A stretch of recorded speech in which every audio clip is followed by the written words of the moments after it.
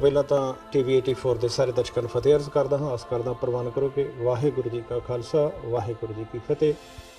ਅੱਜ ਅਸੀਂ ਜੂਨ 84 ਦੇ ਘੱਲੂਘਾਰੇ ਦੀ ਵਰ੍ਹੇਗੰਢ ਮਨਾ ਰਹੇ ਹਾਂ ਤੇ ਮੈਂ ਆਪਣੀ ਕੌਮ ਨੂੰ ਇਸ ਵਿਸ਼ੇ ਤੇ ਇੱਕ ਸੰਦੇਸ਼ ਦੇਣਾ ਚਾਹੁੰਦਾ ਕਿ ਆਪਣੀ ਆਉਣ ਵਾਲੀ ਪੀੜ੍ਹੀ ਨੂੰ ਵੱਧ ਤੋਂ ਵੱਧ ਐਜੂਕੇਟ ਕਰੋ, ਵੱਧ ਤੋਂ ਵੱਧ ਪ੍ਰਿੰਟ ਮੀਡੀਆ ਤੇ ਇਲੈਕਟ੍ਰੋਨਿਕ ਮੀਡੀਆ ਦਾ ਇਸਤੇਮਾਲ ਕਰੋ, ਠੀਕ ਢੰਗ ਨਾਲ ਕਰੋ ਤਾਂ ਕਿ ਸਾਡਾ ਜਿਹੜਾ ਸਹੀ ਮੈਸੇਜ ਹੈ ਉਹ ਦੁਨੀਆ ਦੇ ਸਾਹਮਣੇ ਆ ਸਕੇ।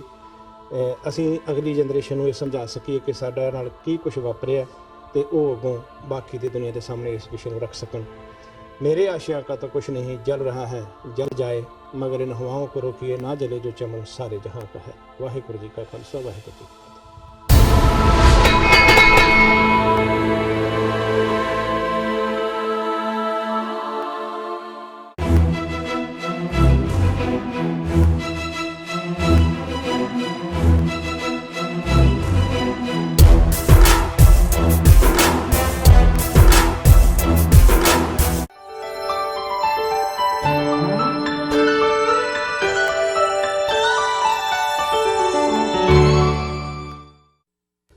ਵਾਹਿਗੁਰੂ ਜੀ ਕਾ ਖਾਲਸਾ ਵਾਹਿਗੁਰੂ ਜੀ ਕੀ ਫਤਿਹ।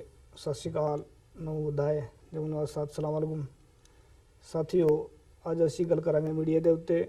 ਮੀਡੀਆ ਪੂਰੇ ਵਰਲਡ ਦੇ ਅੰਦਰ ਕਿਵੇਂ ਕੰਮ ਕਰ ਰਿਹਾ ਹੈ ਤੇ ਇਸ ਵਿਸ਼ੇ ਤੇ ਸਾਡੇ ਨਾਲ ਗੱਲ ਕਰਨਗੇ ਸਾਡੇ ਬਹੁਤ ਹੀ ਜੋ ਸੁਜਵਾਨ ਵੀਰ ਔਰ ਵੀਰ ਸਿੰਘ ਜੀ, ਜਿਹੜੇ 84 ਦੇ TV 84 ਦੇ ਹੋਸਟ ਵੀ ਨੇ ਤੇ ਉਹ ਅੱਜ ਸਾਡੇ ਸਟੂਡੀਓ ਵਿੱਚ ਆਏ ਨੇ।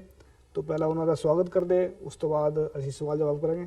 जी वीर जी, आप जी the voice of Khalsa studio विच स्वागत है। बहुत बहुत वाहिगुरू जी का खालसा वाहिगुरू जी का खालसा वाहिगुरू जी की फतेह जी।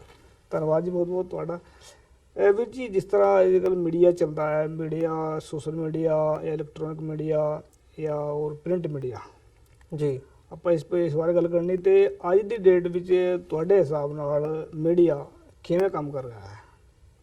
देखो ਜਦੋਂ ਸਭ ਤੋਂ ਪਹਿਲਾਂ ਤਾਂ ਤੁਹਾਡਾ ਬਹੁਤ-ਬਹੁਤ ਧੰਨਵਾਦ, ਤੁਸੀਂ ਮੈਨੂੰ ਮੌਕਾ ਦਿੱਤਾ ਜਾਂ ਇਸ ਲਾਇਕ ਸਮਝਿਆ ਕਿ ਮੈਂ ਤੁਹਾਡੇ ਨਾਲ ਗੱਲਬਾਤ ਕਰ ਸਕਾਂ ਇਸ ਸਾਰੇ ਇਸ਼ੂ ਦੇ ਉੱਤੇ ਜੀ। ਤੇ ਜਦੋਂ ਜੇ ਮੀਡੀਆ ਦੀ ਗੱਲ ਕਰਨੀ ਹੋਵੇ, ਮਤਲਬ ਪ੍ਰਿੰਟ ਮੀਡੀਆ ਦੀ ਆਪਣੀ ਅਹਿਮੀਅਤ ਹੈਗੀ ਹੈ, ਇਲੈਕਟ੍ਰੋਨਿਕ ਮੀਡੀਆ ਦੀ ਆਪਣੀ ਅਹਿਮੀਅਤ ਹੈ। ਅੱਜ ਕੱਲ੍ਹ ਹੁਣ ਜਿਹੜਾ ਨਵਾਂ ਰੁਝਾਨ ਚੱਲਿਆ ਸੋਸ਼ਲ ਮੀਡੀਆ ਦਾ, ਉਹਦਾ ਆਪਣਾ ਇੱਕ ਮੁਕਾਮ ਹੈ।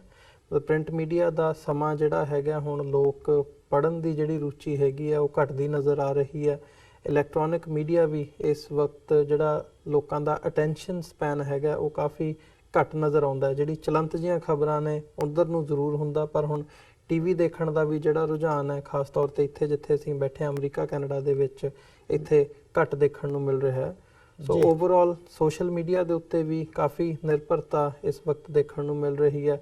ਜੇ ਪਿਛਲੇ ਸਮੇਂ ਦੇ ਵਿੱਚ ਜਾ ਕੇ ਦੇਖਣਾ ਹੋਵੇ ਤਾਂ ਭਾਵੇਂ ਉਹ ਡੋਨਲਡ ਟਰੰਪ ਦੀਆਂ ਇਲੈਕਸ਼ਨਸ ਇੱਥੇ ਉਹਨਾਂ ਨੇ ਜਿੱਤੀਆਂ ਹੋਣ ਜਾਂ ਪਿੱਛੇ ਬੈਕ ਹੋਮ ਜੇ ਪੰਜਾਬ ਦੀ ਗੱਲ ਕਰਨੀ ਹੋਵੇ ਤਾਂ ਇੰਡੀਆ ਦੇ ਵਿੱਚ ਜਦੋਂ ਨਰਿੰਦਰ ਮੋਦੀ ਦੀ ਹਕੂਮਤ ਬਣੀ ਹੈ ਇਸ ਵਕਤ, ਤਾਂ ਦੋਵਾਂ ਦੀਆਂ ਜਿਹੜੀਆਂ ਸਰਕਾਰਾਂ ਹੈਗੀਆਂ ਨੇ, ਟਰੰਪ ਤੇ ਮੋਦੀ ਦੀਆਂ, ਇਹਨਾਂ ਦੇ ਉੱਤੇ ਇਲਜ਼ਾਮ ਲੱਗਿਆ ਜਿਹੜਾ ਕੈਂਬਰਿਜ ਐਨਾਲਿਟਿਕਾ ਦਾ ਪਿਛਲੇ ਸਮੇਂ ਦੇ ਵਿੱਚ ਸਕੈਂਡਲ ਸਾਹਮਣੇ ਆਇਆ ਸੀ ਡਾਟਾ ਮਾਈਨਿੰਗ ਦਾ, ਕਿ ਇਹਨਾਂ ਨੇ ਸੋਸ਼ਲ ਮੀਡੀਆ ਦੇ ਉੱਤੇ ਲੋਕਾਂ ਦੇ ਕਿੱਦਾਂ ਦੇ ਰੁਝਾਨ ਹੈਗੇ ਨੇ, ਉਹਨਾਂ ਦੇ ਇੰਟਰਸਟ ਕਿਵੇਂ ਦੇ ਹੈਗੇ ਨੇ, ਉਹਨਾਂ ਨੂੰ ਡਾਟਾ ਮਾਈਨਿੰਗ ਦੇ ਥਰੂ ਉਹਨਾਂ ਨੇ ਪ੍ਰਭਾਵਿਤ ਕਰਨ ਦੀ ਕੋਸ਼ਿਸ਼ ਕੀਤੀ ਹੈ ਤੇ ਉਹਨਾਂ ਦੇ ਜਿਹੜੇ ਓਪੀਨੀਅਨ ਨੇ ਉਹਨਾਂ ਨੂੰ ਆਪਣੇ ਫੇਵਰ ਦੇ ਵਿੱਚ ਮੋਲਡ ਕਰਨ ਦੀ ਜਿਹੜੀ ਕੋਸ਼ਿਸ਼ ਹੈਗੀ ਹੈ ਉਹ ਕੀਤੀ ਹੈ।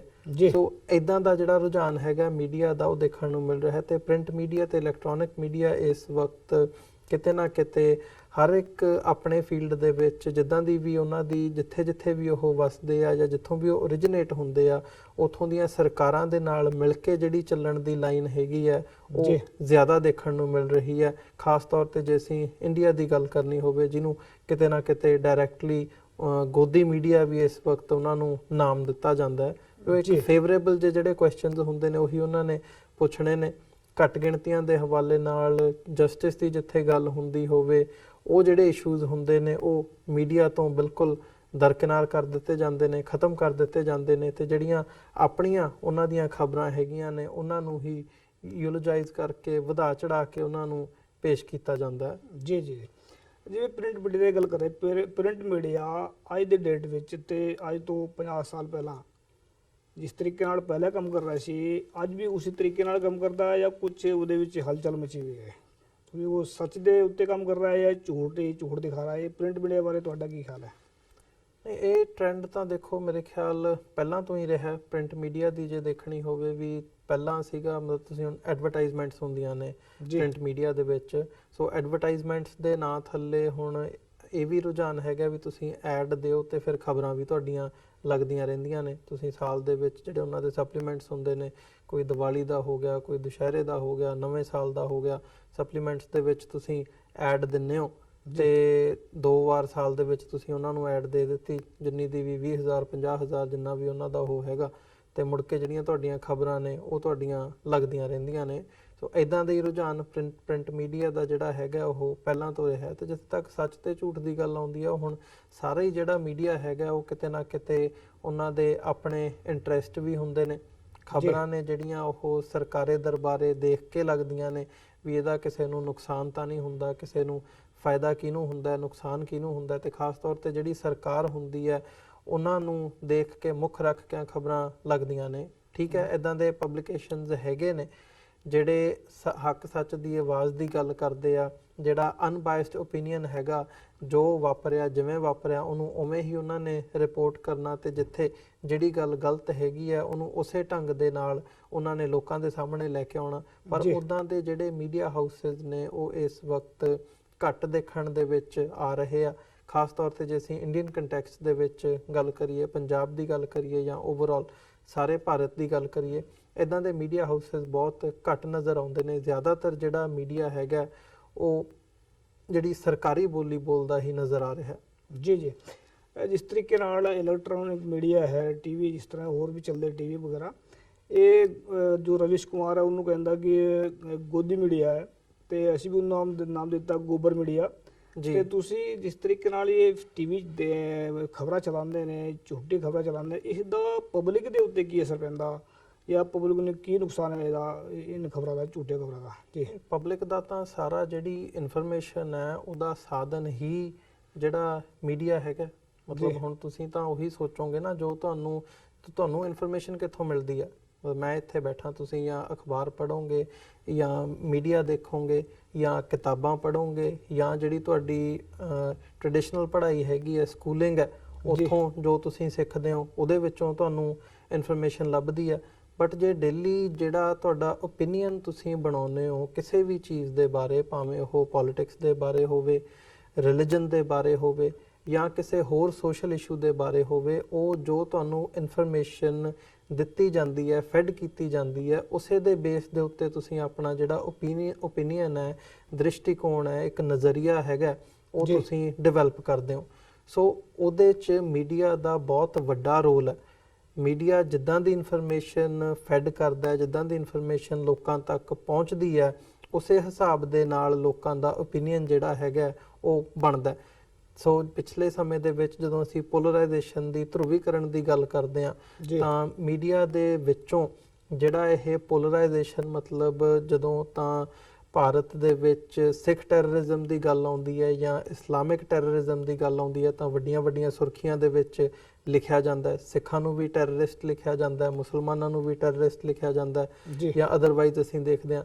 ਤੇ ਜਦੋਂ ਉਹੀ ਲਾਈਨ ਹਿੰਦੂਤਵਾ ਟੈਰਰਿਜ਼ਮ ਦੀ ਆਉਂਦੀ ਹੈ, ਉਹ ਸਮਝੌਤਾ ਬੰਬ ਬਲਾਸਟ ਦੇ ਕੇਸ ਦੇ ਵਿੱਚ ਹੋਵੇ ਜਾਂ ਅਦਰਵਾਈਜ਼ ਮੱਕਾ ਮਸਜਿਦ ਦੇ ਕੇਸਾਂ ਦੇ ਵਿੱਚ ਹੋਵੇ, ਤਾਂ ਉੱਥੇ ਮੀਡੀਆ ਵੀ ਜਿਹੜਾ ਹੈਗਾ ਉਹਨਾਂ ਨੂੰ ਹਿੰਦੂਤਵਾ ਟੈਰਰਿਜ਼ਮ ਲਿਖਣ ਤੋਂ ਗੁਰੇਜ਼ ਕਰਦਾ ਹੈ। ਤੇ ਨਾਲ ਦੀ ਨਾਲ ਜੇ ਬਾਈ ਚਾਂਸ ਥੋੜੀ ਬਹੁਤੀ ਗੱਲ ਹੁੰਦੀ ਹੈ ਤਾਂ ਸਰਕਾਰੀ ਦਰਬਾਰੇ ਵੀ ਉਹਦਾ ਜਿਹੜਾ ਹੈਗਾ ਉਹਨਾਂ ਨੂੰ ਠੱਲਣ ਦੀ ਲਾਈਨ ਆ ਜਾਂਦੀ ਹੈ ਵੀ ਨਹੀਂ, ਇਹ ਠੀਕ ਨਹੀਂ ਹੈਗਾ। ਸੋ ਇੱਕ ਬਾਇਸਡ ਜਿਹੜਾ ਹੈਗਾ ਉਹ ਮੀਡੀਆ ਦੇ ਵਿੱਚੋਂ ਨਜ਼ਰ ਆਉਂਦਾ, ਤੇ ਇਹਦਾ ਜਿਹੜਾ ਪ੍ਰਭਾਵ ਹੈ ਉਹ ਲੋਕਾਂ ਦੇ ਉੱਤੇ ਬਹੁਤ ਡੂੰਘਾ ਪੈਂਦਾ ਹੈ। ਜੇ ਉਹੀ ਮੀਡੀਆ ਜਿਹੜਾ ਉਹ ਅਨਬਾਇਸਡ ਖਬਰਾਂ ਦੇਵੇ, ਅਨਬਾਇਸਡ ਉਹਨਾਂ ਦੇ ਓਪੀਨੀਅਨ ਹੋਣ, ਤਾਂ ਸਮਾਜ ਦੇ ਵਿੱਚ ਉੱਦਾਂ ਦੀ ਜਿਹੜੀ ਰੁਚੀ ਹੈਗੀ ਹੈ ਉਹ ਜ਼ਿਆਦਾ ਪ੍ਰਬਲਤਾ ਦੇ ਨਾਲ ਫੈਲੇਗੀ। ਪਰ ਜਿੱਦਾਂ ਦਾ ਪੋਲਰਾਈਜੇਸ਼ਨ ਦੀ ਨੀਤੀ ਜਦੋਂ ਮੀਡੀਆ ਹਾਊਸਿਸ ਦੇ ਵਿੱਚੋਂ ਹੀ ਨਿਕਲਣੀ ਸ਼ੁਰੂ ਹੋ ਜਾਂਦੀ ਹੈ, ਤੇ ਫਿਰ ਉਹਦਾ ਜਿਹੜਾ ਪ੍ਰਭਾਵ ਹੈ ਲੋਕਾਂ ਦੇ ਵਿੱਚ ਨਜ਼ਰ ਆਉਂਦਾ, ਤੇ ਜਿਹੜੀ ਹੇਟ ਹੈ, ਨਫ਼ਰਤ ਹੈ, ਪੋਲਰਾਈਜੇਸ਼ਨ ਹੈ, ਉਹਨੂੰ ਹੋਰ ਬੜਾਵਾ ਮਿਲਦਾ। ਲੋਕ ਜਿਹੜੇ ਨੇ ਆਪ ਵੀ ਫਿਰ ਉਹਨਾਂ ਭਾਵਨਾਵਾਂ ਦੇ ਵਿੱਚ ਵਹਿ ਕੇ ਉਹ ਤੁਸੀਂ ਦੇਖੋਗੇ ਐਕਟ ਕਰਦੇ ਆ। ਇਹੀ ਹੁੰਦਾ। ਹੋਰ ਜਦੋਂ ਕਈ ਵਾਰ ਅਫਵਾਹਾਂ ਵੀ ਫੈਲਦੀਆਂ ਨੇ ਜਾਂ ਇੱਕ ਓਪੀਨੀਅਨ ਕ੍ਰੀਏਟ ਕਰ ਦਿੱਤਾ ਜਾਂਦਾ, ਤੇ ਸਰਕਾਰਾਂ ਵੱਲੋਂ ਜਾਂ ਅਦਰਵਾਈਜ਼ ਜਿਹੜੇ ਵੱਡੇ ਵੱਡੇ ਕਾਰਪੋਰੇਟ ਘਰਾਣੇ ਹੈਗੇ ਆ ਉਹਨਾਂ ਦੇ ਵੱਲੋਂ ਮੀਡੀਆ ਵਰਤਿਆ ਜਾਂਦਾ ਹੈ ਇੱਕ ਓਪੀਨੀਅਨ ਕ੍ਰੀਏਟ ਕਰਨ ਦੇ ਲਈ, ਤਾਂ ਕਿ ਉਹਦੀ ਮਾਰਕੀਟ ਕ੍ਰੀਏਟ ਕੀਤੀ ਜਾ ਸਕੇ, ਉੱਦਾਂ ਦਾ ਮਾਹੌਲ ਕ੍ਰੀਏਟ ਕੀਤਾ ਜਾ ਸਕੇ, ਤੇ ਫਿਰ ਉਹਦੇ ਵਿੱਚੋਂ ਜਿਹਨੇ ਫਾਇਦਾ ਲੈਣਾ ਹੈ ਉਹ ਇਵੈਂਚੁਅਲੀ ਉਹਦੇ ਚੋਂ ਫਾਇਦਾ ਲੈ ਸਕਣ। ਜੀ ਜੀ, ਜਿਵੇਂ ਆਪ ਜੀ ਟੀਵੀ 84 ਦੇ ਨਾਲ ਮੇਰੇ ਖਿਆਲ ਤਕਰੀਬਨ 3-4 ਸਾਲ ਤੋਂ ਜੁੜੇ ਹੋਏ ਜੀ। ਟੀਵੀ 84 ਇੱਕ ਪੰਥਕ ਚੈਨਲ ਹੈ। ਡਾਕਟਰ ਅਮਰਜੀਤ ਸਿੰਘ ਜੀ ਜਿੰਨੀ ਮਿਹਨਤ ਕਰਕੇ ਇਹਨੂੰ ਚਲਾਉਂਦੇ ਨੇ ਉਹ ਸਾਡੇ ਸਾਹਮਣੇ ਹੈ, ਤੇ ਬਹੁਤ ਜ਼ਿਆਦਾ ਮੈਂ ਤਾਂ ਇੰਨਾ ਸਮਝਦਾ ਕਿ ਡਾਕਟਰ ਅਮਰਜੀਤ ਸਿੰਘ ਜੀ ਨੇ ਜਿਹੜਾ ਟੀਵੀ 84 ਜਿੰਨੀ ਜਾਣਕਾਰੀ ਹੁੰਦੀ ਮੇਰੇ ਖਿਆਲ ਨਾਲ 100 ਕਿਤਾਬਾਂ ਅਗਰ ਰੋਜ਼ਾਨਾ ਪੜ੍ਹੀਏ ਤਾਂ ਵੀ ਸਾਨੂੰ ਅਸੀਂ ਇੰਨੀ ਜਾਣਕਾਰੀ ਨਹੀਂ ਮਿਲਦੀ ਦੀ ਜਾਣਕਾਰੀ ਉਹ ਦਿੰਦੇ ਨੇ। ਤੇ ਜਿੰਨੀ ਕਿ ਮਤਲਬ ਟੀਵੀ 84 ਦੀ ਮਤਲਬ ਜੋ ਆਮਦਨੀ ਹੈ ਜਾਂ ਇਹਦਾ ਖਰਚਾ ਹੈ, ਤਾਂ ਜਿੰਨਾ ਆਮਦਨੀ ਹੈ ਉਹ ਆ ਰਹੀ ਦੀ ਮਤਲਬ ਇਹਦੇ ਨਾਲ ਖਰਚਾ ਤੁਹਾਡਾ ਇਹ ਨਿਕਲ ਜਾਂਦਾ, ਜਾਂ ਕਿਸ ਤਰੀਕੇ ਨਾਲ ਇਹਨੂੰ ਤੁਸੀਂ ਹੈਂਡਲ ਕਰਦੇ ਟੀਵੀ 84 ਨੂੰ? ਦੇਖੋ, ਜਿਵੇਂ ਤੁਸੀਂ ਆਪਣੇ ਸਵਾਲ ਦੇ ਵਿੱਚ ਹੀ ਕਿਹਾ ਵੀ ਟੀਵੀ 84 ਇੱਕ ਪੰਥਕ ਚੈਨਲ ਹੈ, ਸੋ ਜਦੋਂ ਤੁਸੀਂ ਪੰਥਕ ਲਾਈਨ ਤੇ ਤੁਰਨ ਦੀ ਕੋਸ਼ਿਸ਼ ਕਰਦੇ ਹੋ ਜਾਂ ਤੁਰਦੇ ਹੋ ਉਸ ਪਾਸੇ ਨੂੰ, ਤਾਂ ਜਿਹੜਾ ਇੱਕ ਐਂਟੀ ਪੰਥਕ ਲਾਈਨ ਹੈਗੀ ਹੈ ਉਹਨੂੰ ਤੁਸੀਂ ਬਿਲਕੁਲ ਪਿੱਛੇ ਛੱਡ ਦਿੰਦੇ ਹੋ। ਸੋ ਇਹਦੇ ਵਿੱਚ ਜਦੋਂ ਟੀਵੀ 84 ਦੀ ਸ਼ੁਰੂਆਤ ਹੋਈ ਹੈ, ਫਾਊਂਡਿੰਗ ਮੈਂਬਰਸ ਵੱਲੋਂ ਹੀ ਡਾਕਟਰ ਅਮਰਜੀਤ ਸਿੰਘ ਉਹਨਾਂ ਦੇ ਵਿੱਚੋਂ ਇੱਕ ਨੇ, ਉਹਨਾਂ ਵੱਲੋਂ ਇਹ ਫੈਸਲਾ ਕੀਤਾ ਗਿਆ ਕਿ ਜਿਹੜੀ ਵੀ ਚੀਜ਼ ਸਾਡੇ ਧਰਮ ਦੇ, ਰਿਲੀਜਨ ਦੇ, ਸਾਡੇ ਸਿਧਾਂਤ ਦੇ ਵਿਰੁੱਧ ਜਾਂਦੀ ਹੈ ਉਹ ਅਸੀਂ ਨਹੀਂ ਕਰਨੀ। ਜੀ, ਤੁਸੀਂ ਟੀਵੀ 84 ਤੇ ਕਦੇ ਵੀ ਕੋਈ ਜੰਤਰੀ ਮੰਤਰੀ ਤੰਤਰੀ ਦੀ ਐਡ, ਕੋਈ ਇਦਾਂ ਦੇ ਪ੍ਰਮੋਸ਼ਨਸ, ਕੋਈ ਦਾਰੂ ਦਾ, ਕੋਈ ਹੋਰ ਜਿਹੜੀ ਵੀ ਮਤਲਬ ਚੀਜ਼ ਸਿੱਖੀ ਸਿਧਾਂਤਾਂ ਦੇ ਵਿਰੁੱਧ ਜਾਂਦੀ ਹੈ, ਨਾ ਉਹਦੀ ਤੁਹਾਨੂੰ ਪ੍ਰਮੋਸ਼ਨ ਮਿਲੂਗੀ, ਨਾ ਉਹਨਾਂ ਦੀ ਐਡ ਮਿਲੂਗੀ। ਤੇ ਅੱਜ ਦੀ ਡੇਟ ਦੇ ਵਿੱਚ ਜੇ ਦੇਖਣਾ ਹੋਵੇ, ਜੇ ਤੁਸੀਂ ਆਮਦਨ ਦੀ ਜਿਵੇਂ ਗੱਲ ਕੀਤੀ ਹੈ, ਤਾਂ ਜਿਹੜੀ ਵੱਡੀ ਆਮਦਨ ਹੈ ਉਹ ਨਿਕਲਦੀ ਇਹਨਾਂ ਚੋਂ ਹੈ। ਉਹ ਭਾਵੇਂ ਬਿਊਟੀ ਸਲੂਨਸ ਦਾ ਮਾਮਲਾ ਹੋਵੇ ਜਾਂ ਅਦਰਵਾਈਜ਼ ਤੁਸੀਂ ਇਹ ਸਾਰੇ ਪਾਰਟ ਨੂੰ ਜਦੋਂ ਦੇਖਦੇ ਹੋ, ਹੁਣ ਜਿਹੜੇ ਜੋਤਿਸ਼ ਹੈਗੇ ਆ, ਤੁਸੀਂ ਚੈਨਲਸ ਕੱਢ ਕੇ ਦੇਖ ਲਓ ਜਾਂ ਅਖਬਾਰਾਂ ਕੱਢ ਕੇ ਦੇਖ ਲਓ, ਅਖਬਾਰਾਂ ਦੇ ਵਿੱਚ ਐਡਾਂ ਦਾ ਢੇਰ ਹੁੰਦਾ ਜਿਹਦੇ ਵਿੱਚ ਕੋਈ ਜਾਦੂ ਤੰਤਰ ਉਹ ਕਰ ਰਿਹਾ ਹੈ, ਕੋਈ ਕਾਲਾ ਜਾਦੂ ਦਾ ਉਹ ਦੱਸ ਰਿਹਾ ਹੈ, ਕੋਈ ਵਾਸਤੂ ਸ਼ਾਸਤਰ ਦੇ ਉਪਾਅ ਦੱਸ ਰਿਹਾ ਹੈ, ਕੋਈ ਪੰਡਤ ਜੀ ਲੈ ਕੇ ਬੈਠੇ ਨੇ ਤੇ ਉਹ ਉਪਾਅ ਦੱਸ ਰਹੇ ਨੇ, ਕੋਈ ਮੰਗਲ ਆ ਗਿਆ, ਕੋਈ ਸ਼ਨੀਚਰ ਇੱਧਰੋਂ ਆ ਗਿਆ, ਉੱਧਰੋਂ ਚੜ੍ਹ ਗਿਆ। ਇਹ ਜਿਹੜੀਆਂ ਸਾਰੀਆਂ ਗੱਲਾਂ ਨੇ, ਇਹਨਾਂ ਦੇ ਸਿਰ ਤੇ ਬੜੀ ਵੱਡੀ ਐਡਵਰਟਾਈਜ਼ਮੈਂਟ ਹੈ ਜਿਹੜੀ ਉਹ ਟੀਵੀ ਚੈਨਲਸ ਨੂੰ ਵੀ ਦਿੱਤੀ ਜਾਂਦੀ ਹੈ ਤੇ ਜਿਹੜੇ ਅਖਬਾਰ ਹੈਗੇ ਆ ਪ੍ਰਿੰਟ ਮੀਡੀਆ ਦੇ ਵਿੱਚ ਉਹਨਾਂ ਨੂੰ ਵੀ ਦਿੱਤੀ ਜਾਂਦੀ ਹੈ। ਸਾਨੂੰ ਪਰਸਨਲ ਤੌਰ ਤੇ ਇਹ ਆਫਰਸ ਹੋਈਆਂ ਨੇ ਜਿਹੜੇ ਟੀਵੀ ਚੈਨਲਸ ਇਹ ਜਿਹੜੇ ਜੋਤਿਸ਼ ਹੈਗੇ ਆ, ਵੀ ਠੀਕ ਹੈ ਜੀ ਤੁਸੀਂ ਸਾਨੂੰ ਘੰਟਾ ਡੇਲੀ ਦਾ ਦਿਓ ਤੇ $10,000 ਤੁਸੀਂ ਮਹੀਨੇ ਦਾ ਸਾਡੇ ਕੋਲੋਂ ਲੈ ਲਓ। ਜਦੋਂ ਸਾਡਾ ਤਾਂ ਕੰਮ ਸੌਖਾ ਹੁੰਦਾ ਇਸ ਮਾਮਲੇ ਦੇ ਵਿੱਚ, $10,000 ਵੀ ਸਾਨੂੰ ਮਹੀਨੇ ਦਾ ਮਿਲਦਾ ਤੇ ਐਟ ਦ ਸੇਮ ਟਾਈਮ ਸਾਡਾ ਜਿਹੜਾ ਘੰਟੇ ਦਾ ਸਲੋਟ ਹੈਗਾ ਉਹ ਵੀ ਭਰਿਆ ਜਾਂਦਾ ਜੀ। ਪਰ ਹੁਣ ਉਹ ਗੱਲ ਸਿੱਖੀ ਸਿਧਾਂਤਾਂ ਦੇ ਖਿਲਾਫ ਜਾਂਦੀ ਹੈ। ਜੇ ਤਾਂ ਤੁਸੀਂ ਰੱਖਦੇ ਹੋ ਪ੍ਰਿੰਸੀਪਲਡ ਲਾਈਨ, ਵੀ ਜੀ ਅਸੀਂ ਜਿਹੜੇ ਵੀ ਤੁਹਾਡੇ ਪ੍ਰਿੰਸੀਪਲ ਹੈਗੇ ਆ, ਰਿਲੀਜੀਅਸ ਹੋਣ, ਸੋਸ਼ਲ ਹੋਣ ਜਾਂ ਅਦਰਵਾਈਜ਼, ਜੇ ਤੁਸੀਂ ਬਾਕੀ ਚੈਨਲਸ ਦੀ ਵੀ ਗੱਲ ਕਰਨੀ ਹੋਵੇ, ਤੇ ਫਿਰ ਤੁਸੀਂ ਇਹਨਾਂ ਗੱਲਾਂ ਤੇ ਨਹੀਂ ਉਹ ਕਰਦੇ, ਟੋ ਨਹੀਂ ਕਰਦੇ ਹੈਗੇ, ਤੇ ਫਿਰ ਤੁਹਾਨੂੰ ਉਹਦਾ ਨੁਕਸਾਨ ਫਾਈਨੈਂਸ਼ੀਅਲ ਤੌਰ ਤੇ ਜਿਹੜਾ ਹੈਗਾ ਉਹ ਚੱਲਣਾ ਪੈਂਦਾ ਹੈ। ਜਾਂ ਬਾਕੀ ਹੁਣ ਜੇ ਜਿਵੇਂ ਬਾਕੀ ਚੈਨਲਸ ਦਾ ਬਿਜ਼ਨਸ ਮਾਡਲ ਹੁੰਦਾ, ਉਹਨਾਂ ਨੂੰ ਸਭ ਹੀ ਮਨਜ਼ੂਰ ਹੈ, ਉਹਨਾਂ ਨੂੰ ਸਿੱਖ ਵੀ ਪੈਸਾ ਦੇਈ ਜਾਂਦੇ ਨੇ, ਉਹਨਾਂ ਨੂੰ ਜੰਤਰੀ ਮੰਤਰੀ ਤੰਤਰੀ ਵਾਲੇ ਵੀ ਪੈਸਾ ਦੇਈ ਜਾਂਦੇ ਨੇ, ਉਹਨਾਂ ਨੂੰ ਬਾਕੀ ਵੀ ਦੇਈ ਜਾਂਦੇ ਨੇ, ਉਹਨਾਂ ਨੂੰ ਕੋਈ ਫਰਕ ਨਹੀਂ ਪੈਂਦਾ ਹੈਗਾ। ਜੀ ਜੀ, ਇਹ ਜਿਹੜੇ ਜੰਤਰੀ ਤੰਤਰੀ ਮੰਤਰ ਵਾਲੇ ਹੈ ਬੰਦੇ, ਇਹ ਤਾਂ ਮੈਂ ਤਾਂ ਇਹਨਾਂ ਨੂੰ ਜੇਬ ਕਤਰੇ ਕਹਿੰਦਾ ਵੀ ਲੋਕਾਂ ਦੀ ਜੇਬ ਕੱਢ ਕੇ ਉਹ ਤੁਹਾਡਾ ਜੇਬ 'ਚ ਪਾ ਦੇਣਗੇ। ਉਹਦੇ ਨਾਲ ਤੁਸੀਂ ਜਿਹੜਾ ਕੰਮ ਕਰ ਰਹੇ ਹੋ ਗੁਰੂ ਸਾਹਿਬ ਦੀ ਕਿਰਪਾ ਨਾਲ ਇਹ ਕਰੀ ਚਲੋ, ਤੇ ਗੁਰੂ ਸਾਹਿਬ ਆਪ ਕਿਰਪਾ ਕਰਨਗੇ। ਤੇ ਨਾਲੇ ਮੈਂ ਪੰਥ ਨੂੰ ਵੀ ਰਿਕੁਐਸਟ ਕਰੂੰਗਾ ਕਿ ਜਿਹੜਾ ਟੀਵੀ 84 ਹੈ ਇਹ ਪੰਥਕ ਕੰਮ ਕਰਦਾ, ਜਿੰਨਾ ਵੀ ਸਹਿਯੋਗ ਹੋ ਸਕਦਾ ਉਹਨਾਂ ਸਹਿਯੋਗ ਕਰੇ। ਤੇ ਵੀਰ ਜੀ, ਜਿਸ ਤਰ੍ਹਾਂ ਆਪਾਂ ਸੋਸ਼ਲ ਮੀਡੀਆ ਦੇ ਵੱਲ ਆ ਜਾਂਦੇ, ਸੋਸ਼ਲ ਮੀਡੀਆ ਜਿਵੇਂ ਫੇਸਬੁੱਕ ਹੈ, ਵਟਸਐਪ ਹੈ, ਹੋਰ ਵੀ ਦੋ ਚਾਰ ਮੀਡੀਆ ਹੋਰ ਨੇ, ਤੇ ਇਹ ਕਿਵੇਂ ਕੰਮ ਕਰਦੇ ਨੇ ਅੱਜ ਦੀ ਡੇਟ ਵਿੱਚ? ਕੰਮ ਸੱਚਾਈ ਦੇ ਨਾਲ ਕਰਦੇ, ਇਹਦੇ ਪਿੱਛੇ ਝੂਠ ਹੀ ਝੂਠ ਚੱਲਦਾ, ਕਿੰਨਾ ਕਿ ਸੱਚਾ ਕੰਮ ਹੋ ਰਿਹਾ, ਕਿੰਨਾ ਝੂਠ ਹੋ ਰਿਹਾ ਕੰਮ? ਤੁਹਾਡੇ ਹਿਸਾਬ ਨਾਲ ਕੀ ਕਰਨਾ ਚਾਹੁੰਦੇ? ਦੇਖੋ, ਇਹ ਜਿਵੇਂ ਦੋ ਧਾਰੀ ਤਲਵਾਰ ਹੁੰਦੀ ਹੈ ਉੱਦਾਂ ਦਾ ਹੈਗਾ ਸੋਸ਼ਲ ਮੀਡੀਆ ਦਾ। ਇਹਦੇ ਤੇ ਇਨਫੋਰਮੇਸ਼ਨ ਵੀ ਬਹੁਤ ਹੈ ਤੇ ਇਹਦੇ 'ਚ ਮਿਸ ਇਨਫੋਰਮੇਸ਼ਨ, ਡਿਸਇਨਫੋਰਮੇਸ਼ਨ ਵੀ ਬਹੁਤ ਹੈਗੀ ਆ। ਜਦੋਂ ਤੁਸੀਂ ਇਹ ਸਾਰੇ ਪਾਰਟ ਨੂੰ ਦੇਖਦੇ ਹੋ ਤੇ ਇਹੀ ਸਾਡੇ ਸਾਹਮਣੇ ਆਉਂਦਾ ਹੈ, ਜਿੱਥੇ ਸੋਸ਼ਲ ਮੀਡੀਆ ਦੇ ਰਾਹੀਂ ਜਿਹੜੇ ਐਕਟਿਵਿਸਟ ਹੈਗੇ ਆ ਉਹ ਆਪਣੀ ਗੱਲ ਦੁਨੀਆ ਤੱਕ ਪਹੁੰਚਾਉਂਦੇ ਆ, ਉੱਥੇ ਹੀ ਜਦੋਂ ਤੁਸੀਂ ਜਿਹੜੇ ਲੋਕ ਫਾਇਦਾ ਚੁੱਕਦੇ ਆ, ਭਾਵੇਂ ਉਹ ਪੋਲਿਟਿਕਸ ਦੇ ਵਿੱਚ ਹੋਣ ਜਾਂ ਅਦਰਵਾਈਜ਼ ਕੋਈ ਹੋਰ ਕਾਰਪੋਰੇਟ ਘਰਾਣੇ ਨਾਲ ਸੰਬੰਧਿਤ ਹੋਣ, ਉਹਨਾਂ ਨੇ ਕਿਸੇ ਚੀਜ਼ ਦਾ ਫਾਇਦਾ ਲੈਣਾ ਹੈ ਤੇ ਉਹਨਾਂ ਨੇ ਓਪੀਨੀਅਨ ਬਿਲਡ ਕਰਨਾ, ਤਾਂ ਉਹਨਾਂ ਵੱਲੋਂ ਵੀ ਸੋਸ਼ਲ ਮੀਡੀਆ ਦੀ ਬੜੇ ਵੱਡੇ ਪੱਧਰ ਤੇ ਜਿਹੜੀ ਹੈ ਵਰਤੋਂ ਕੀਤੀ ਜਾਂਦੀ ਹੈ। ਜਿਵੇਂ ਮੈਂ ਸ਼ੁਰੂਆਤ ਦੇ ਵਿੱਚ ਜ਼ਿਕਰ ਕੀਤਾ, ਕੈਂਬਰਿਜ ਐਨਾਲਿਟਿਕਾ ਦਾ ਜਿਹੜਾ ਸਕੈਂਡਲ ਸਾਹਮਣੇ ਆਇਆ ਸੀ, ਡਾਟਾ ਮਾਈਨਿੰਗ ਦੇ ਰਾਹੀਂ ਕਿਵੇਂ ਪਹਿਲਾਂ ਸਟੱਡੀ ਕੀਤੀ ਜਾਂਦੀ ਹੈ ਕਿ ਲੋਕਾਂ ਦਾ ਜਿਹੜਾ ਰੁਝਾਨ ਹੈ ਉਹ ਕਿਸ ਵੱਲ ਨੂੰ ਹੈ, ਉਹਨਾਂ ਦੇ ਪੋਲੀਟੀਕਲ ਓਪੀਨੀਅਨਸ ਹੋਣ, ਉਹਨਾਂ ਦੇ ਸੋਸ਼ਲ ਟੌਪਿਕਸ ਦੇ ਉੱਤੇ ਉਹਨਾਂ ਦੇ ਓਪੀਨੀਅਨ ਹੋਣ, ਜਾਂ ਅਦਰਵਾਈਜ਼ ਜਦੋਂ ਅਸੀਂ ਸਾਰੇ ਇਸ਼ੂਜ਼ ਦੇ ਉੱਤੇ ਦੇਖਦੇ ਹਾਂ, ਫਿਰ ਉਹਨਾਂ ਟ੍ਰੈਂਡਸ ਦੀ ਸਟੱਡੀ ਕਰਕੇ ਉਹਨਾਂ ਨੂੰ ਕੀ ਇਨਫੋਰਮੇਸ਼ਨ ਫੀਡ ਕੀਤੀ ਜਾਵੇ, ਉਹਨਾਂ ਨੂੰ ਕੀ ਇਨਫੋਰਮੇਸ਼ਨ ਦਿੱਤੀ ਜਾਵੇ, ਤਾਂ ਕਿ ਕਿਸੇ ਇੱਕ ਸੈਕਸ਼ਨ ਦਾ ਜਿਹੜਾ ਟ੍ਰੈਂਡ ਹੈਗਾ ਉਹ ਮੋਲਡ ਕੀਤਾ ਜਾ ਸਕੇ, ਚੇਂਜ ਕੀਤਾ ਜਾ ਸਕੇ ਤੇ ਉਹਨਾਂ ਨੂੰ ਆਪਣੇ ਫਾਇਦੇ ਦੇ ਵਿੱਚ ਉਹਨਾਂ ਨੂੰ ਭੁਗਤਾਇਆ ਜਾ ਸਕੇ। ਈਵਨ ਮੇਰੇ ਖਿਆਲ ਪਿਛਲੇ ਮਹੀਨੇ ਦੀ ਗੱਲ ਹੋਣੀ ਹੈ, ਜਿਹੜੇ ਬੀਜੇਪੀ ਦੇ ਪ੍ਰੈਜ਼ੀਡੈਂਟ ਹੈਗੇ ਆ ਅਮਿਤ ਸ਼ਾਹ, ਉਹਨਾਂ ਦੀ ਸਟੇਟਮੈਂਟ ਸੀ ਕਿ ਸਾਡੇ ਕੋਲ ਜਿਹੜੇ ਲੱਖਾਂ ਦੀ ਤਾਦਾਦ ਦੇ ਵਿੱਚ ਸਾਡੇ ਕੋਲ WhatsApp ਦੇ ਜਿਹੜੇ ਗਰੁੱਪ ਹੈਗੇ ਆ, ਉਹਨਾਂ ਦੇ ਉੱਤੇ ਸਾਡੇ ਬੰਦੇ ਹੈਗੇ ਆ ਤੇ ਅਸੀਂ ਸਵੇਰੇ 8 ਵਜੇ ਉਹਨਾਂ ਨੂੰ ਇੱਕ ਮੈਸੇਜ ਜਿਹੜਾ ਹੈਗਾ ਉਹ ਘੱਲ ਦਿੰਦੇ ਆ ਤੇ ਨੋ ਮੈਟਰ ਉਹ ਸੱਚਾ ਆ ਜਾਂ ਝੂਠਾ ਆ ਤੇ ਉਹ ਵਾਇਰਲ ਹੋ ਜਾਂਦਾ। ਸੋ ਇਹ ਸੋਸ਼ਲ ਮੀਡੀਆ ਦੇ ਥਰੂ ਹੁੰਦਾ। ਹੁਣ ਉਹ ਮੈਸੇਜ ਸੱਚਾ ਹੋਵੇ ਝੂਠਾ ਹੋਵੇ ਤੇ ਡੇਲੀ ਬੇਸਿਸ ਤੇ ਹੁਣ ਤਾਂ ਜਿੱਦਾਂ ਦੀਆਂ ਖਬਰਾਂ ਆ ਰਹੀਆਂ ਨੇ, ਭਾਵੇਂ ਉਹ ਪੁਲਵਾਮਾ ਹਮਲਾ ਜਿਹੜਾ ਹੋਇਆ ਤੁਸੀਂ ਉਹਦੀ ਐਗਜ਼ਾਮਪਲ ਲੈ ਲਓ, ਜਾਂ ਉਹ ਤੋਂ ਬਾਅਦ ਜਿਹੜਾ ਵੀ ਸਾਰਾ ਘਟਨਾਕ੍ਰਮ ਹੋਇਆ, ਜਿਹੜੀ ਪੋਲਿਟਿਕਸ ਚੱਲ ਰਹੀ ਹੈ ਇੰਡੀਆ ਦੇ ਵਿੱਚ, ਉਹ ਇਹ ਗੱਲ ਦਾ ਸਬੂਤ ਹੈ। ਤੁਹਾਨੂੰ ਦਰਜਨਾਂ ਇੱਦਾਂ ਦੀਆਂ ਐਗਜ਼ਾਮਪਲਸ ਮਿਲ ਜਾਣਗੀਆਂ ਵੀ ਸੋਸ਼ਲ ਮੀਡੀਆ ਦੇ ਉੱਤੇ ਜਿਹੜੀਆਂ ਪੋਸਟਸ ਹੈਗੀਆਂ ਨੇ, ਪਿਕਚਰਸ ਹੈਗੀਆਂ ਨੇ, ਉਹ ਕਿਤੋਂ ਪੁਰਾਣੀਆਂ ਪਾਈਆਂ ਜਾ ਰਹੀਆਂ ਨੇ, ਵੀਡੀਓ 4 ਸਾਲ ਪੁਰਾਣੀ ਕੱਢ ਕੇ ਪਾਈ ਜਾ ਰਹੀ ਹੈ ਜੀ ਆਹ ਹਮਲਾ ਹੋ ਗਿਆ। ਜਿਹੜੀ ਕੇਰਲਾ ਦੇ ਫਲੱਡਸ ਦੀ ਕੋਈ ਵੀਡੀਓ ਹੈਗੀ ਹੈ ਜਾਂ ਉਹਨਾਂ ਦੇ ਕੋਈ ਪਿਕਚਰ ਹੈਗੀ ਹੈ, ਉਹਨੂੰ ਕੰਪੇਅਰ ਕੀਤਾ ਜਾ ਰਿਹਾ ਜੀ ਇਹ ਹਮਲਾ ਹੋਇਆ ਸੀ ਤੇ ਉੱਥੇ ਜਿਹੜੇ ਬਾਲਾਕੋਟ ਦੇ ਵਿੱਚ ਹੋਇਆ ਉਹ ਬਣਾ ਕੇ ਪੇਸ਼ ਕੀਤਾ ਜਾ ਰਿਹਾ। ਰਾਹੁਲ ਗਾਂਧੀ ਦੀ ਜਾਂ ਕਿਸੇ ਹੋਰ ਦੀ ਕੋਈ ਵੀਡੀਓ ਹੈਗੀ ਹੈ, ਕੋਈ ਉਹਨਾਂ ਦੀ ਪਿਕਚਰ ਹੈਗੀ ਹੈ, ਉਹਨੂੰ ਕਿਵੇਂ ਐਡਿਟ ਕਰਕੇ ਫੋਟੋਸ਼ਾਪ ਕਰਕੇ ਪੇਸਟ ਕੀਤਾ ਜਾਂਦਾ ਤੇ ਉਹਨੂੰ ਕੁਝ ਦਾ ਕੁਝ ਹੀ ਬਣਾ ਕੇ ਪੇਸ਼ ਕਰ ਦਿੱਤਾ ਜਾਂਦਾ। ਸੋ ਇਦਾਂ ਦੀਆਂ ਜਿਹੜੀਆਂ ਐਗਜ਼ਾਮਪਲਸ ਨੇ ਦਰਜਨਾਂ ਦੀ ਤਾਦਾਦ ਦੇ ਵਿੱਚ ਤੁਹਾਨੂੰ ਮਿਲ ਜਾਣਗੀਆਂ ਪਿਛਲੇ ਸਾਰੇ ਸਮੇਂ ਦੇ ਵਿੱਚ। ਜੀ ਤੇ ਜਿਸ ਤਰੀਕੇ ਨਾਲ ਤੁਸੀਂ ਦੱਸ ਰਹੇ ਵੀ ਇਹਦੇ ਵਿੱਚ ਕਾਫੀ ਮਤਲਬ ਫੇਕ ਵੀ ਹੁੰਦਾ ਤੇ ਮਿਲਾਵਟ ਹੁੰਦਾ ਸਾਰਾ ਕੁਝ, ਤੇ ਜੇਕਰ ਬੰਦਾ ਮਤਲਬ ਸਾਡੇ ਵੀਰ ਜਿੰਨੇ ਵੀ ਸੁਣਦੇ ਨੇ ਪ੍ਰੋਗਰਾਮ ਨੂੰ ਸੁਣਦੇ ਨੇ, ਜੇ ਉਹ ਸੱਚ ਔਰ ਝੂਠੀ ਖਬਰ ਦੇ ਵਿੱਚ ਮਤਲਬ ਪਛਾਣ ਮਤਲਬ ਕਿੱਦਾਂ ਕਿਹੜੀ ਸੱਚੀ ਖਬਰ ਹੈ ਕਿਹੜੀ ਝੂਠੀ ਖਬਰ ਹੈ, ਉਹਦੀ ਪਛਾਣ ਕਿੱਦਾਂ ਕਰ ਸਕਦੇ ਆ? ਤਾਂ ਬੇਸਿਕਲੀ ਮਤਲਬ ਜਿਵੇਂ ਮੈਂ ਆਪ ਵੀ ਕਰਦਾ ਹੁੰਦਾ, ਮਤਲਬ ਕੋਈ ਵੀ ਚੀਜ਼ ਆਉਂਦੀ ਆ ਤੇ ਇੱਕਦਮ WhatsApp ਤੇ ਜਾਂ Facebook ਤੇ ਤੁਹਾਨੂੰ ਮੈਸੇजेस ਆਉਣ ਲੱਗ ਜਾਣਗੇ ਵੀ ਆਹ ਹੋ ਗਿਆ ਜੀ, ਇੱਦਾਂ ਹੋ ਗਿਆ ਜੀ, ਉੱਦਾਂ ਹੋ ਗਿਆ ਜੀ। ਮਤਲਬ ਮੈਂ ਕਦੇ ਵੀ ਉਹਨੂੰ ਰਾਈਟ ਅਵੇ ਰਿਐਕਟ ਨਹੀਂ ਕਰਦਾ।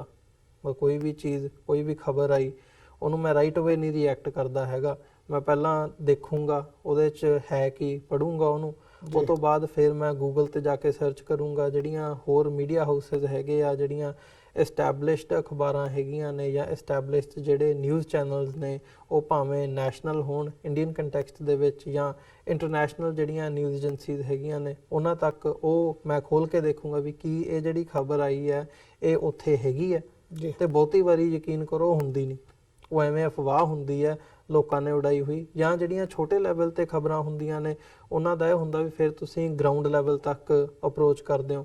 ਕੋਈ ਖਬਰ ਆਈ ਹੈ ਪੰਜਾਬ ਦੇ ਵਿੱਚੋਂ, ਪੰਜਾਬ ਦੇ ਕਿਸੇ ਪਿੰਡ ਦੇ ਵਿੱਚੋਂ, ਰਾਈਟ ਅਵੇ ਤੁਸੀਂ ਉਹਦੇ ਤੇ ਰਿਐਕਟ ਕਰਨ ਦੀ ਥਾਂ ਤੇ ਤੁਸੀਂ ਕੋਸ਼ਿਸ਼ ਕਰੋ ਵੀ ਜੇ ਉੱਥੇ ਤੁਹਾਡਾ ਕੋਈ ਜਾਣ ਪਹਿਚਾਣ ਵਾਲਾ ਹੈ, ਕੋਈ ਆਰਗੇਨਾਈਜੇਸ਼ਨ ਦਾ ਬੰਦਾ ਹੈ, ਕੋਈ ਐਕਟਿਵਿਸਟ ਹੈ ਜਾਂ ਕੋਈ ਤੁਹਾਡਾ ਰਿਸ਼ਤੇਦਾਰ ਹੈ ਜਿਹੜਾ ਤੁਹਾਨੂੰ ਉੱਥੋਂ ਦੀ ਖਬਰ ਦੇ ਸਕਦਾ ਵੀ ਭਾਈ ਕੀ ਇੱਦਾਂ ਇਸ ਇਲਾਕੇ ਦੇ ਵਿੱਚ ਇੱਦਾਂ ਹੋਇਆ, ਰੀਅਲੀ ਹੋਇਆ, ਉਹ ਮਤਲਬ ਤੁਸੀਂ ਕਨਫਰਮ ਕਰਦੇ ਹੋ ਤੇ ਉਸ ਤੋਂ ਬਾਅਦ ਤੁਸੀਂ ਆਪਣਾ ਜਿਹੜਾ ਓਪੀਨੀਅਨ ਹੈ ਉਹ ਕ੍ਰੀਏਟ ਕਰਦੇ ਹੋ, ਜਾਂ ਕਹਿ ਲਓ ਵੀ ਉਹ ਤੋਂ ਬਾਅਦ ਤੁਸੀਂ ਉਸ ਖਬਰ ਦੇ ਉੱਤੇ ਐਕਟ ਜਾਂ ਰਿਐਕਟ ਕਰਦੇ ਹੋ। ਮੈਂ ਪਰਸਨਲੀ ਇਹਨੂੰ ਇਸ ਹਿਸਾਬ ਨਾਲ ਕਰਦਾ। ਆਈ ਨੋ ਕਿ ਹਰ ਇੱਕ ਜਿਹੜਾ ਬੰਦਾ ਹੈਗਾ ਉਹ ਆਪਣੇ ਕੰਮਾਂ ਕਾਰਾਂ ਦੇ ਵਿੱਚ ਬਿਜ਼ੀ ਹੁੰਦਾ ਕਿ ਮੇਰਾ ਤਾਂ ਕੰਮ ਇਹ ਹੈ ਸੋ ਮੈਂ ਕਰਨਾ ਹੁੰਦਾ ਤੇ ਮੈਂ ਕਰਦਾ ਵੀ ਹਾਂ, ਪਰ ਹਰ ਇੱਕ ਬੰਦਾ ਨਹੀਂ ਕਰ ਸਕਦਾ। ਸੋ ਤੁਸੀਂ ਉਹਨਾਂ ਮੀਡੀਆ ਹਾਊਸਿਸ ਨੂੰ ਜਾਂ ਉਹਨਾਂ ਨਿਊਜ਼ ਚੈਨਲਸ ਨੂੰ ਹੀ ਫੋਲੋ ਕਰੋ। ਤੁਸੀਂ ਜਦੋਂ ਫੋਲੋ ਕਰਦੇ ਹੋ ਤੁਹਾਨੂੰ ਆਪ ਨੂੰ ਵੀ ਪਤਾ ਲੱਗਣ ਲੱਗ ਜਾਂਦਾ ਵੀ ਯਾਰ ਇਹ ਇਹਨਾਂ ਨੇ ਠੀਕ ਨਹੀਂ ਕੀਤਾ ਹੈਗਾ, ਇਸ ਵਾਰ ਉਹਨਾਂ ਦੀ ਗੱਲ ਤੇ ਨਾ ਯਕੀਨ ਕਰੋ। ਜਿਹੜੇ ਆਥੈਂਟਿਕ ਨਿਊਜ਼ਪੇਪਰਸ ਹੈਗੇ ਆ ਜਾਂ ਆਥੈਂਟਿਕ ਮੀਡੀਆ ਹਾਊਸਿਸ ਹੈਗੇ ਆ, ਉਹਨਾਂ ਦੇ ਖਬਰ ਤੇ ਹੀ ਤੁਸੀਂ ਰਿਲਾਈ ਕਰੋ। ਜਿਹੜੀ ਇਦਾਂ ਦੀ ਖਬਰ ਆਉਂਦੀ ਹੈ ਉਹਨੂੰ ਪਹਿਲਾਂ ਕਨਫਰਮ ਜ਼ਰੂਰ ਕਰ ਲਓ, ਉਹਨੂੰ ਪ੍ਰਮੋਟ ਕਰਨ ਤੋਂ ਪਹਿਲਾਂ ਜਾਂ ਉਹਦੇ ਤੇ ਐਕਟ ਜਾਂ ਰਿਐਕਟ ਕਰਨ ਤੋਂ ਪਹਿਲਾਂ। ਜੀ, जिस तरीके नाल मतलब टीवी है या और सोशल मीडिया और प्रिंट मीडिया, अगर बाई चांस ਜਿਹੜੇ ਬੰਦੇ ਨੇ ਉਹ ਜਿਹੜੇ ਬੰਦੇ ਪਹਿਲਾਂ ਝੂਠੀ ਖਬਰ ਚਲਾਉਂਦੇ ਸੀ, ਜੇ ਹੁਣ ਉਹ ਕੋਈ ਆਪਣੇ ਅੰਦਰ ਕੁਝ ਬਦਲਾਅ ਕਰਨਾ ਚਾਹੁੰਦੇ ਜਾਂ ਕੋਈ ਸੱਚੀਆਂ ਗੱਲ ਕੁਝ ਕਰਨਾ ਚਾਹੁੰਦੇ ਤਾਂ ਕਿਸ ਤਰੀਕੇ ਨਾਲ ਉਹ ਆਪਣੇ ਆਪ ਨੂੰ ਸੱਚ ਕੇ ਰਾਸਤੇ ਦੇ ਉੱਪਰ ਚਲਾ ਸਕਦੇ ਜਾਂ ਉਹ ਸੱਚੀਆਂ ਖਬਰਾਂ ਕਿਸ ਤਰ੍ਹਾਂ ਦਿਖਾ ਸਕਦੇ, ਕਿਉਂਕਿ ਉਹਨਾਂ ਦੇ ਪਿੱਛੇ ਬਹੁਤ ਸਾਰਾ ਸਿਸਟਮ ਇੱਦਾਂ ਦਾ ਹੈ ਕਿ ਜੋ ਪੈਸੇ ਦੇ ਰਹੇ ਜਿਨ੍ਹਾਂ ਲੋਕਾਂ ਨੇ ਉਹ ਵੀ ਉਹਨੂੰ ਖਿੱਚਣਗੇ, ਜਿਹੜੇ ਹੋਰ ਵੀ ਬਹੁਤ ਸਾਰਾ ਧਮਕੀ ਵੀ ਦੇਣਗੇ, ਤੇ ਜੇਕਰ ਉਹ ਸੱਚ ਵੱਲ ਮੁੜਨਾ ਚਾਹਣ ਤਾਂ ਕਿੱਦਾਂ ਮੁੜਨਗੇ ਉਹ? ਇਹਦੇ 'ਚ ਤਾਂ ਕੋਈ ਉਹ ਨਹੀਂ ਹੁੰਦਾ ਹੈਗਾ। ਮਤਲਬ ਤੁਸੀਂ ਜਦੋਂ ਆਪਣਾ ਹਿਸਟਰੀ ਵੀ ਦੇਖਦੇ ਹੋ ਤਾਂ ਇਹ ਗੱਲ ਸਾਹਮਣੇ ਆਉਂਦੀ ਹੈ ਵੀ ਤੁਸੀਂ ਕਿਸੇ ਬੰਦੇ ਨੂੰ ਵੀ ਤੁਸੀਂ ਦੇਖਦੇ ਹੋ, ਇਹ ਆਮ ਤੌਰ ਤੇ ਕਹਿੰਦੇ ਹੁੰਦੇ ਆ ਵੀ ਜਿਹੜਾ ਕੋਈ ਪਾਪੀ ਹੈ ਉਹਦਾ ਇੱਕ, ਜਿਹੜਾ ਕੋਈ ਸੇਂਟ ਹੈ ਉਹਦਾ ਇੱਕ ਪਾਸਟ ਵੀ ਹੁੰਦਾ ਤੇ ਜਿਹੜਾ ਕੋਈ ਪਾਪੀ ਹੈ ਉਹਦਾ ਫਿਊਚਰ ਵੀ ਹੋਣਾ।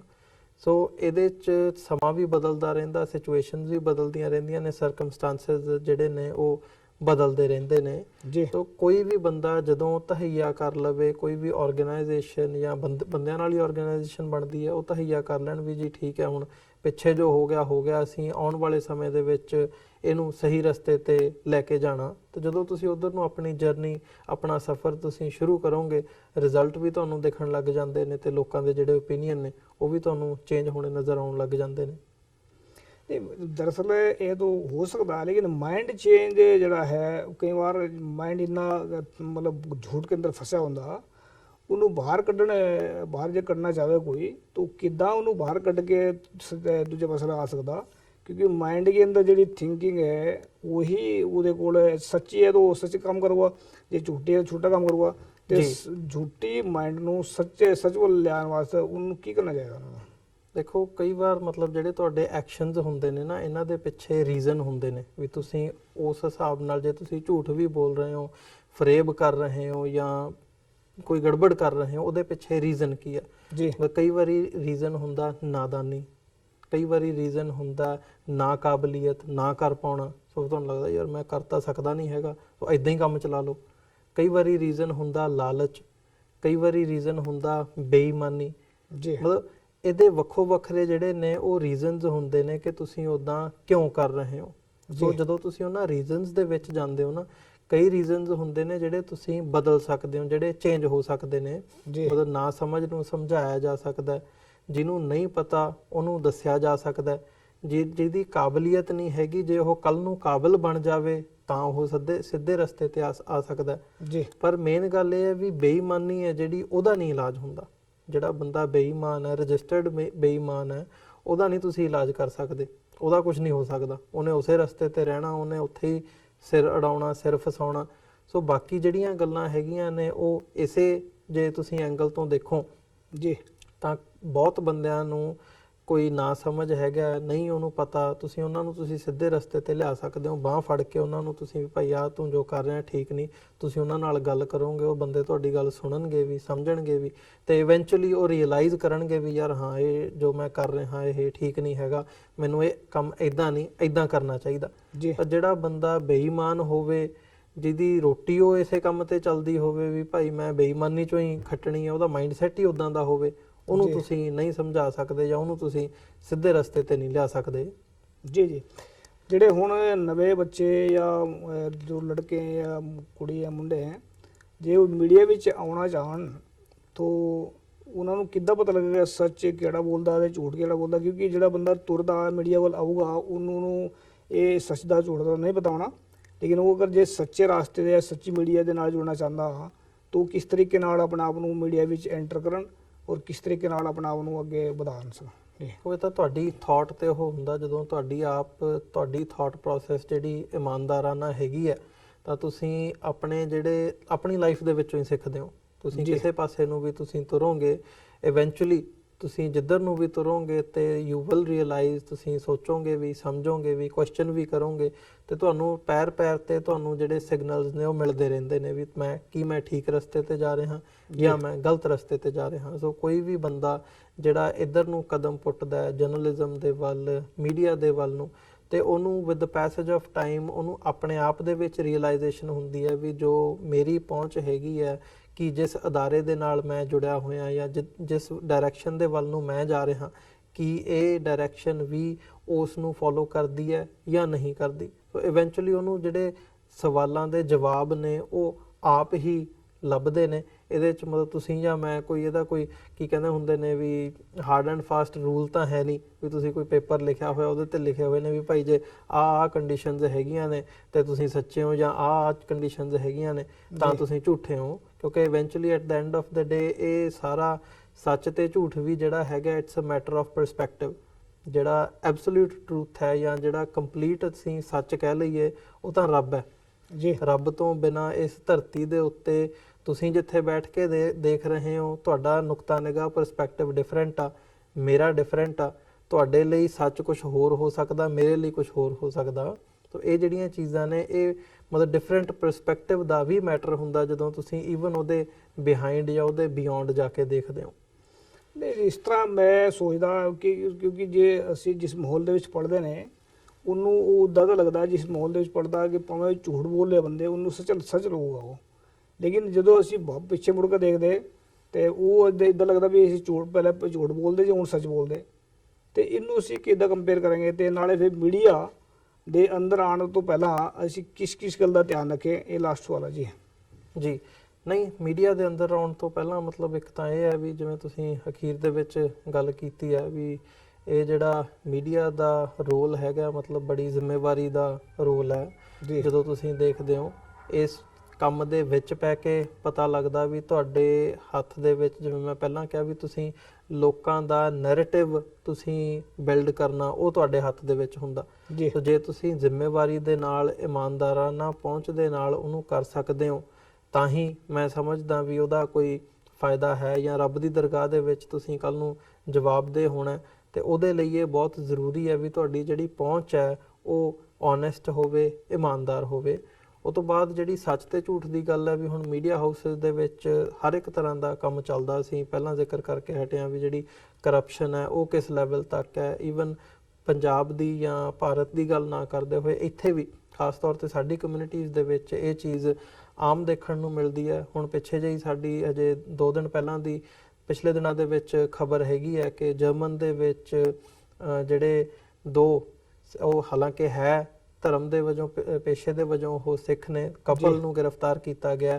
ਜਰਮਨ ਗਵਰਨਮੈਂਟ ਨੇ ਇੰਡਾਈਟ ਕੀਤਾ ਉਹਨਾਂ ਨੂੰ ਕਿ ਉਹ ਸਿੱਖਾਂ ਦੇ ਉੱਤੇ ਤੇ ਕਸ਼ਮੀਰੀਆਂ ਦੇ ਉੱਤੇ ਜਿਹੜੀ ਹੈਗੀ ਆ ਉਹ ਜਾਸੂਸੀ ਕਰ ਰਹੇ ਸੀ ਜੀ। ਹੁਣ ਇਹ ਜਿਹੜੀ ਖਬਰ ਹੈ ਇਹ ਤੁਸੀਂ ਪਿਛਲੇ ਸਮੇਂ ਦੇ ਵਿੱਚ ਤੁਸੀਂ ਸਾਰਾ ਮੀਡੀਆ ਖੋਲ ਕੇ ਦੇਖੋ ਕਿੰਨੇ ਕੁ ਮੀਡੀਆ ਨੇ ਇਹ ਜਿਹੜੀ ਖਬਰ ਹੈ ਇਹਨੂੰ ਲਾਇਆ ਜੀ ਭਾਰਤ ਦੇ ਵਿੱਚ ਜਾਂ ਅਦਰਵਾਈਜ਼ ਅਸੀਂ ਦੇਖਦੇ ਹਾਂ। ਹੁਣ ਇਹ ਇੱਕ ਜਦੋਂ ਅਸੀਂ ਸਿੱਖ ਐਂਗਲ ਤੋਂ ਦੇਖਦੇ ਹਾਂ, ਸਾਡੀ ਨੁਕਤਾ ਨਿਗਾਹ ਤੋਂ ਦੇਖਦੇ ਹਾਂ ਤੇ ਬੜੀ ਇਹ ਇੱਕ ਖਤਰਨਾਕ ਗੱਲ ਹੈਗੀ ਹੈ। ਇਨਫਿਲਟ੍ਰੇਸ਼ਨ ਦੀ ਗੱਲ ਹੈ ਵੀ ਬਾਹਰ ਜਿਹੜੇ ਸਿੱਖ ਬੈਠੇ ਆ ਉਹਨਾਂ ਦੀਆਂ ਐਕਟੀਵਿਟੀਜ਼ ਦੇ ਵਿੱਚ ਇੰਡੀਅਨ ਡਾਇਸਪੋਰਾ ਜਿਹੜਾ ਹੈਗਾ ਜਾਂ ਇੰਡੀਅਨ ਜਿਹੜੀਆਂ ਏਜੰਸੀਜ਼ ਨੇ ਉਹ ਇਨਫਿਲਟ੍ਰੇਟ ਕਰ ਰਹੀਆਂ ਨੇ ਤੇ ਕੋਸ਼ਿਸ਼ ਕਰ ਰਹੀਆਂ ਨੇ ਕਿ ਉਹਨਾਂ ਨੂੰ ਸੈਬੋਟਾਜ ਕੀਤਾ ਜਾਵੇ। ਜਿਹੜਾ ਕੰਮ ਹੱਕ ਸੱਚ ਦੀ ਆਵਾਜ਼ ਦਾ ਜਾਂ 1984 ਦੇ ਜਸਟਿਸ ਦੀ ਗੱਲ ਹੋਵੇ ਜਾਂ ਉਸ ਤੋਂ ਬਾਅਦ ਜਿਹੜੀ ਸਾਰੀ ਸਟਰਗਲ ਹੈਗੀ ਹੈ ਜਿੱਥੇ ਸਿੱਖ ਡਾਇਸਪੋਰਾ ਕੰਮ ਕਰ ਰਿਹਾ ਉਹਨੂੰ ਢਾਹ ਲਾਉਣ ਦੀ ਕੋਸ਼ਿਸ਼ ਕੀਤੀ ਜਾਂਦੀ ਹੈ, ਉਹਨੂੰ ਰੋਕਣ ਦੀ ਕੋਸ਼ਿਸ਼ ਕੀਤੀ ਜਾਂਦੀ ਹੈ।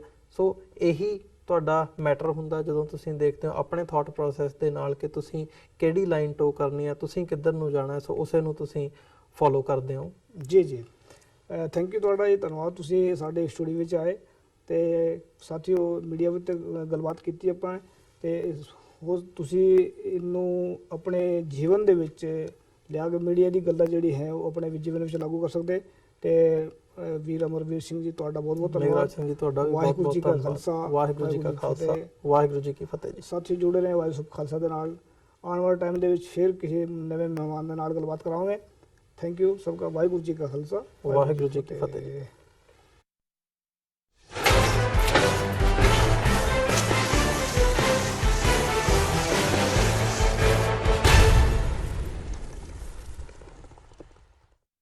ਕੀ ਤੁਸੀਂ ਰੋਜ਼ਾਨਾ